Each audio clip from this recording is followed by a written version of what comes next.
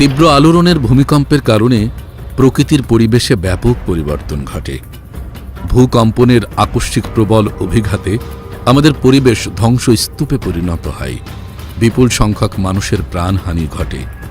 বড় শক্তির ভূমিকম্প প্রবহমান নদীর গতিপথ বদলে দেয়। নদী বা জলাধারে দেয়া বাঁধ ভেঙে প্লাবন ঘটায়, ভূমিধস ঘটায়, ভূত্বকে ফাটল ধরায়। ভূমিকম্প প্রবণ এলাকায় জনবসতি স্থাপনা তৈরি করলে ভূমিকম্পের আঘাত মোকাবেলার জন্য বিশেষ প্রস্তুতি নিতে হয়। কোনো স্থাপনা ভূমিকম্পের উৎসস্থলের যত কাছাকাছি থাকে, ভূমিকম্পের আঘাত তাকে তত বেশি তীব্রভাবে আলোড়িত করে। একটি শান্ত পুকুরে ঢিল ছোড়া হলে সারা পুকুরের পানিতে আলোড়ন বা ঢেউ যেভাবে ছড়িয়ে যায়, ব্যাপারটা সেরকম। প্রবল ভূমিকম্পের প্রভাবে ভূপৃষ্ঠের উপর দুর্বলভাবে গড়ে তোলা স্থাপনা অনিয়ন্ত্রিতভাবে ভেঙে পড়ে। যোগাযোগ অবকাঠামো ধ্বংস হয়, তেল, গ্যাস, পানির পাইপলাইন, ক্ষতিকর রাসায়নিক স্টোরেজ ভেঙে পড়ে, ব্যাপক অগ্নিকাণ্ড ছড়িয়ে পড়ে। প্রাকৃতিক পরিবেশে প্রায় নিয়ন্ত্রণহীন পরিবর্তন অবধারিত হয়। ভূমিকম্পে ক্ষয়ক্ষতি থেকে উদ্ধার কাজ কেবল ব্যয়বহুল নয়, অপরিকল্পিতভাবে গড়ে ওঠা ঘনবসতির দেশে প্রায় বিপর্যয়কর ও ভীষণ কঠিন। দর্শক মণ্ডলী, আমরা এসেছি বাংলাদেশ আবহাওয়া অধিদপ্তরে। আমরা এখন কথা বলবো আবহাওয়া অধিদপ্তরের পরিচালক জনাব মমিন ইসলামের সাথে। বাংলাদেশ একটি ভূমিকম্প প্রবণ দেশ হিসেবে এখানে ভূমিকম্প পর্যবেক্ষণ, ভূমিকম্পর সাথে সুনামির যে বিপদ, সেগুলোকে পর্যবেক্ষণ করা এবং তা সম্পর্কে আমাদের যে প্রস্তুতি, সেটিকে এগিয়ে নেওয়ার ক্ষেত্রে আমরা কোন পর্যায়ে রয়েছে। বাংলাদেশ আবহাওয়া অধিদপ্তরের বর্তমানে 13টা ভূমিকম্প পর্যবেক্ষণ কেন্দ্র রয়েছে। এই 13টা পর্যবেক্ষণ কেন্দ্র থেকে আমরা ভূমিকম্প প্রতিনিয়ত মনিটর করে থাকি। যদি <3 ম্যাগনিটিউড আর্থকোয়েক হয়, তখন সেটাকে আমাদের যে পেরিফেরি এই ডিস্টেন্সে অনেক সময় এটা কভার করে না, কিন্তু যখন 3 ম্যাগনিটিউডের উপরে হয়, বুঝতে পারি যে কোথায় সংঘটিত হয়েছে এবং কত মাত্রা আর্থকোয়েক হয়েছে। আমরা গত 100 বছরে যদি দেখি, আমাদের এই পেরিফেরিতে তেমন আর্থকোয়েক নেই, কিন্তু আমরা হিস্ট্রিক্যালি যদি আমরা দেখি যে অনেক আর্থকোয়েক আছে।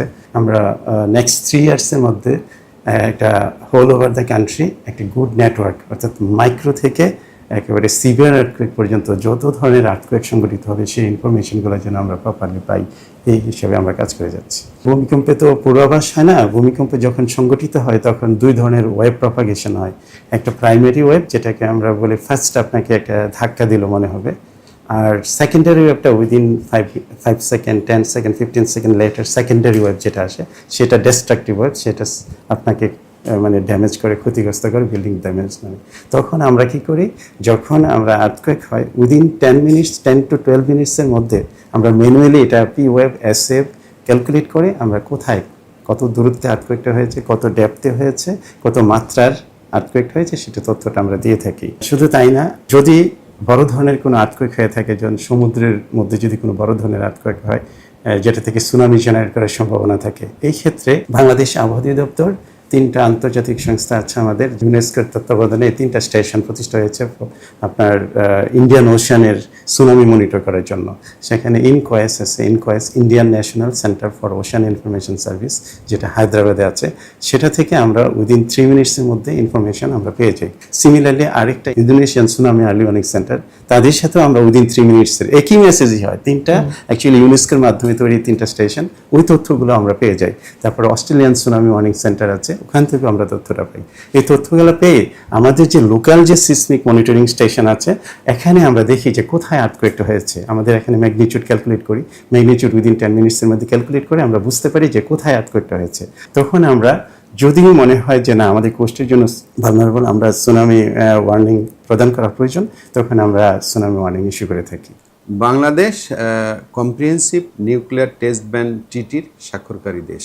একটি অর্গানাইজেশন সিটিবিটিও এই স্বাক্ষরকারী দেশের মধ্যে 321টি মনিটরিং স্টেশন স্থাপনের মাধ্যমে পুরো পৃথিবীতে সংঘটিত সমস্ত পারমাণবিক বিস্ফোরণ অথবা প্রাকৃতিকভাবে সৃষ্ট ভূমিকম্পের মনিটরিংয়ের কার্যক্রম চলমান রেখেছে। বাংলাদেশ স্বাক্ষরকারী দেশ হিসাবে সিটিবিটিও বাংলাদেশকেও একটি তাদের অর্থায়নে এবং কারিগরি সহায়তায় সীতাকুণ্ডের বারিয়াঢালায় একটি সিসমিক স্টেশন স্থাপন তো হয়েছে। বাংলাদেশে একটি ন্যাশনাল ডাটা সেন্টারও রয়েছে।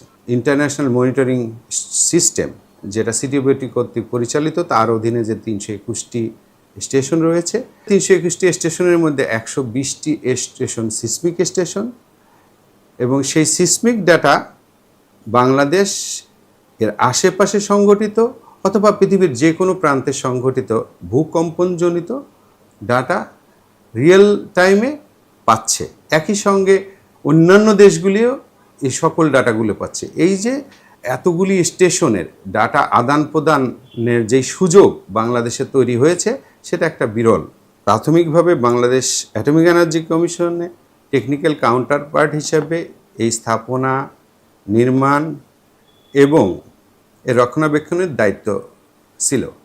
পরবর্তীতে এর সঙ্গে ঢাকা বিশ্ববিদ্যালয়ে যারা এই সিসমিক ডাটা নিয়ে কাজ করে, জাহাঙ্গীরনগর বিশ্ববিদ্যালয়, ড্যাফোডিল বিশ্ববিদ্যালয়, এদের সংশ্লিষ্ট কর্মকর্তাবৃন্দ ইতিমধ্যেই অথরাইজড ইউজার হিসাবে এই ন্যাশনাল ডাটা সেন্টারে ডাটার অ্যাক্সেস পাচ্ছে।